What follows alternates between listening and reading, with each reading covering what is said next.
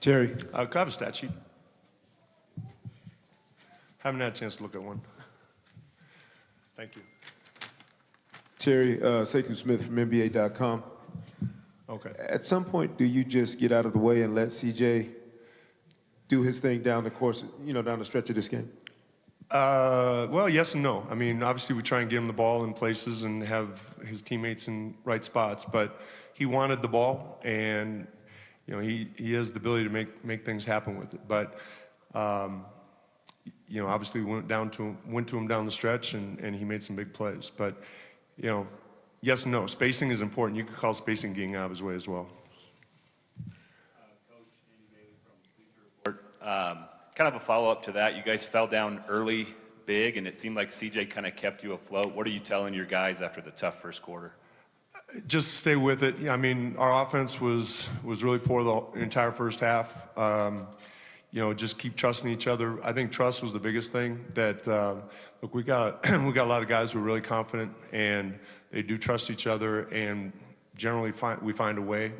And like I said, the first half offense, it wasn't just the first quarter. I mean, it was not pretty, but you just know it's a long game. It's a game 7, and you have no choice but to keep fighting. Terry, Kerry Eggers, Portland Tribune. What are your emotions after going through that 7-game series, and now you're in the conference finals for the first time in 19 years? You know what? Before I answer that question, I do need to say I thought Mike Malone and his staff did an outstanding job. The Denver Nuggets had an outstanding season. No one saw that coming. With what they did in the regular season, winning close games, winning the division. Jokic is an amazing player. They're a young team. They're going to have a lot of success going forward. So they have my utmost respect on not only what they did in the regular season, but what they did in the playoffs. So I would be remiss if I didn't say that. So your question? My emotions? This is arguably the biggest win that we've had in the franchise for a long time. And to be a part of it, to do it the way we did, I'm thrilled. I'm really happy for our guys. As a coach, I think you experience the joy of the team. Having different guys come in, Rodney go down, Evan coming in, and he scored more points tonight than he scored in the whole series probably. It just to do it in different ways. Myers coming out, it's such a group thing. And as a coach, that's what you appreciate the most. Coach, you called timeout about 4.5 minutes into the second quarter. You're down 17 points, 39-22. What do you tell your team at that point to keep them engaged when the frustration level had to be enormous? Actually, they're engaged. There wasn't going to be any quit. I don't think they ever stopped believing. I didn't really have to say much. I don't know what I said, but I didn't have to say much because it was still early enough in the game where we've found ways to come out of those holes. So it was just about regrouping. And again, I talk about the trust, and trust and competing are the two biggest things for us. Terry Youngmisuk, ESPN. In the first round, Dame kind of sealed that series, and then tonight it was CJ sealing the second round. What have you seen from these guys? They've long wanted to kind of be known and recognized as one of the best backcourts, and now you guys are about to face Steph and Clay. It's a luxury to have two guys like that who can find ways to score in different ways. CJ does it in one way, Dame does it in another. On a night where Dame struggled shooting the ball, CJ came up big. That's what being part of a team. So those two guys, if one of them, mostly one of them's going to have something going. So you kind of count on that, and it was CJ tonight. But it's a luxury to have two guys who can score like that. Terry, Michael Spencer from CBS here in Denver. You guys hold them to 2 of 19 from the three-point line. Did you do anything different defensively, or just cold shooting on their part? I'd like to say that we closed out a little bit better, didn't give them quite the same looks. We didn't double team as much. We didn't give up any threes in transition. As far as missing shots, I think it's always a little bit of both. Some of it's our defense, some of it they missed some shots. Jokic hit those first two. I don't think we gave him any clean looks after that.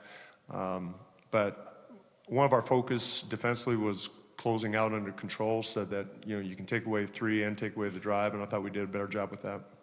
It's probably not so much their shooting percentage, but the fact they only took 19. Terry, you've had a lot of faith in Evan Turner this year. Expound a little bit on the performance he gave you there in the second half especially.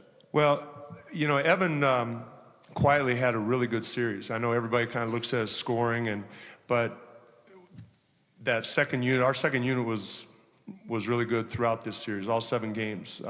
We made runs with the second unit, and Evan was a part of that.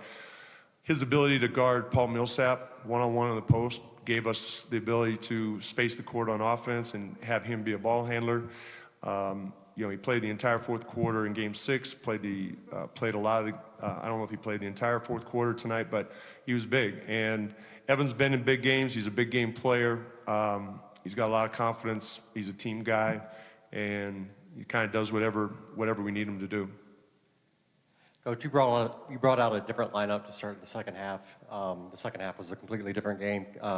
What were the strategic changes that you made? Well, honestly, it was nothing against Mo or Chief. Our starters hadn't done well throughout this series, and especially on the heels of Game 6, where Rodney and Zach had an impact on the game.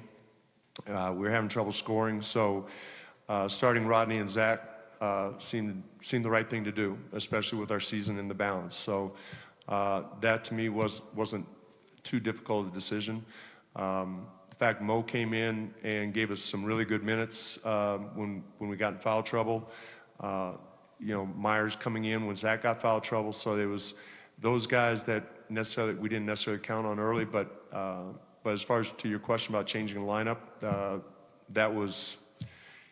If Rodney and Zach hadn't done what they'd done in Game 6, maybe I wouldn't have done that. But it seemed like the right thing to do. Terry, Joe Varden from The Athletic. Going back to post Game 5 now, you're down 3-2. It was a rough one here. What was the mindset of the team then? And if you felt like this would be possible, what was it that made you feel good even after that one? The fact that other than Game 5, every game's been competitive. And regular season, playoff game, they've all been very competitive. Going back home obviously gives you a little bit more confidence. And, we just played a poor game in Game 5. I mean, there's no getting around it. If we had lost a tough one and you kind of look at what ifs, but we didn't play well. And I think we were able to push that aside because we didn't give it, I don't want to say effort, but we didn't play well. And that's why it's kind of easy to kind of forget about that one. Okay, we'll wrap it up there. All right, thanks everybody.